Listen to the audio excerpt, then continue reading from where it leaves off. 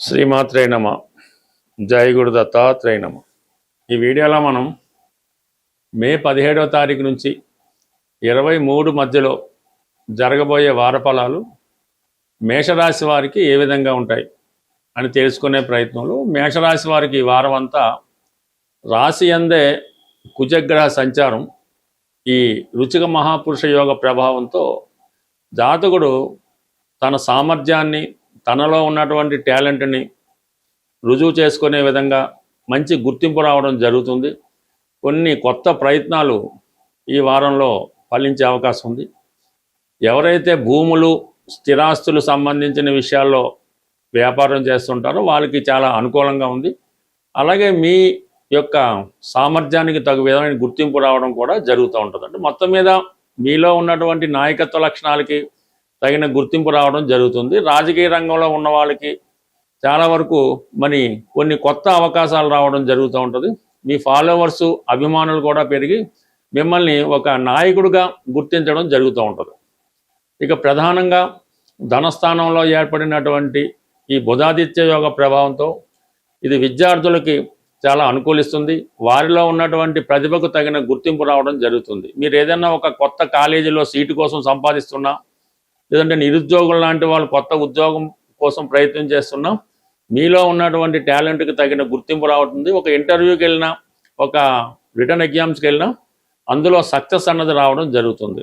అలాగే మీకు ప్రభుత్వ పథకాలు అనుకూలంగా వస్తాయి. మీ కుటుంబంలో ఒకరికి కొత్త ఉద్యోగం కానీ ఏదో ఒక శుభం వాళ్ళకి జరిగే అవకాశం ఉంది. వ్యక్తిగతంగా కుటుంబ ఆదాయం పెరుగుతూ ఉంటుంది.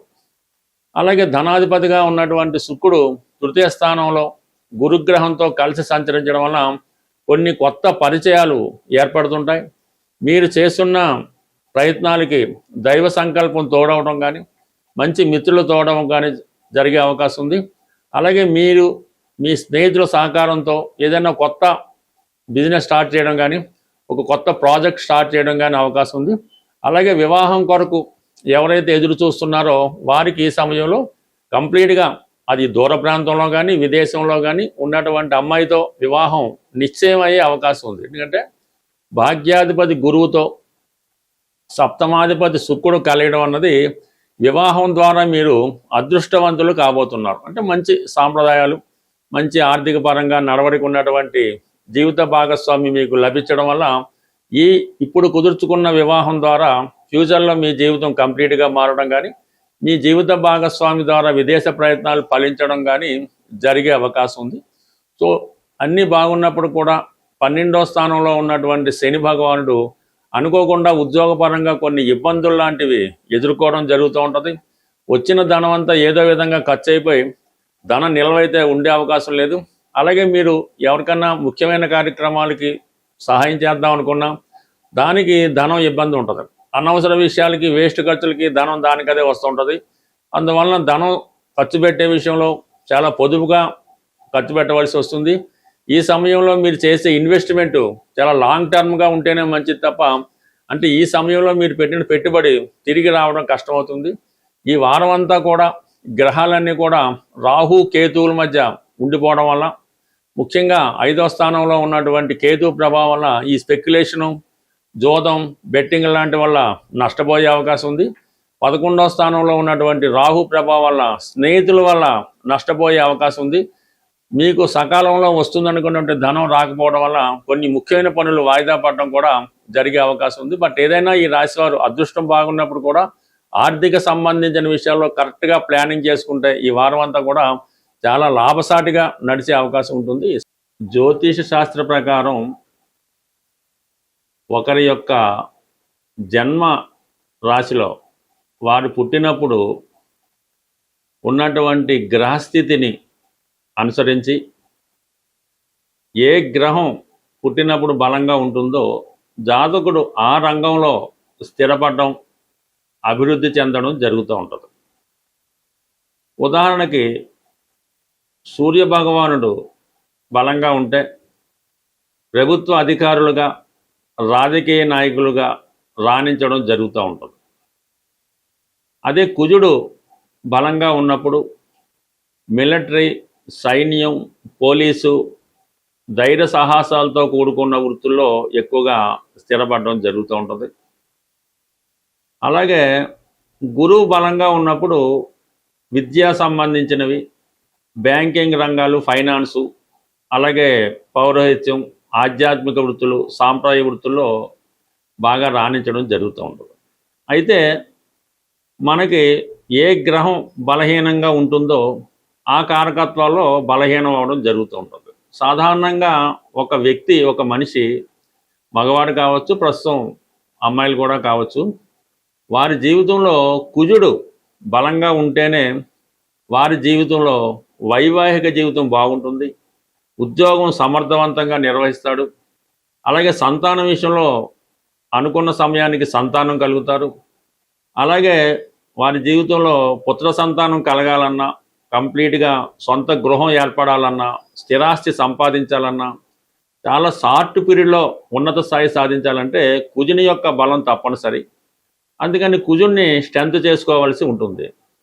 అది ఎప్పుడు ఏదైనా ఒక గ్రహం ఈ గోచార రీత్యా స్వక్షేత్రంలోకి ఉచ్చులోకి వచ్చినప్పుడు ఆ గ్రహాన్ని ఆరాధించడము, ఆ గ్రహానికి సంబంధించినటువంటి దేవతని ఆరాధిస్తే ఆ గ్రహం మనకి తొందరగా ఫలితాన్ని ఇవ్వడం జరుగుతూ ఉంటుంది. ఇప్పుడు ఈ కుజుడు ఈ జూన్ నెల 20వ తారీఖు వరకు స్వక్షేత్రంలో ఉచ్చలో, అంటే మూల త్రికోణంలో ఉంటాడు. అంటే ఉచ్చలో ఉండడు, మూల త్రికోణంలో ఉండడం వలన కుజుడు బలవంతుడై ఉంటాడు.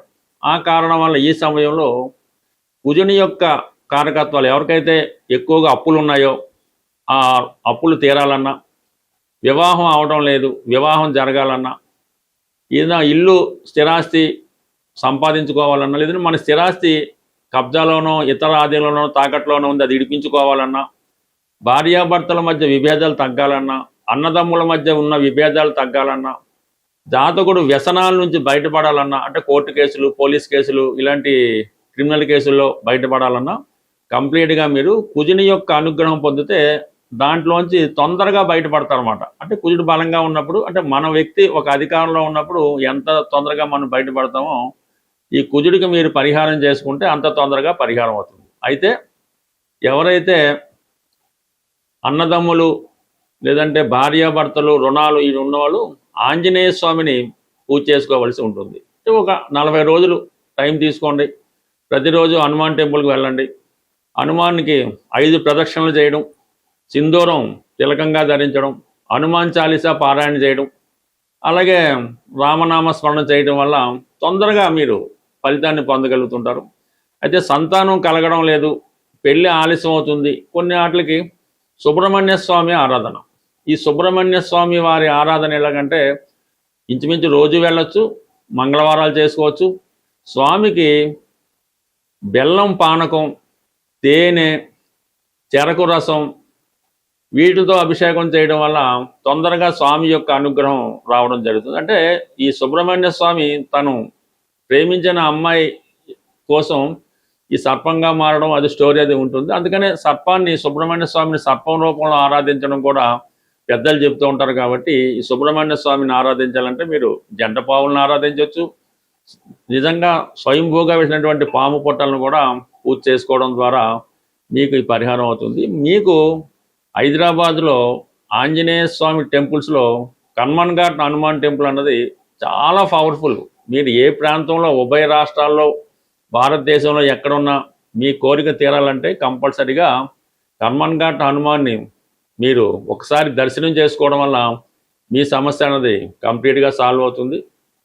అలాగే సుబ్రహ్మణ్య స్వామి దేవాలయాల్లో స్కందగిరి, సికింద్రాబాద్లో ఉన్నటువంటి స్కందగిరి సుబ్రహ్మణ్య స్వామి టెంపుల్లో మీరు స్వామిని దర్శించుకోవడం వల్ల మీరు ఎక్కడ విదేశంలో ఉన్నా సరే, కేవలం ఆన్లైన్లో అయినా సరే ఆ స్వామిని మీరు ఆన్లైన్లో అభిషేకం కానీ అర్చన కానీ చేయించుకుంటే 100కి 100 పాళ్ళు సంతానపరంగా ఉన్నటువంటి మీకున్నటువంటి సమస్యలు సాల్వ్ అవడం జరుగుతుంది. స్వస్తి.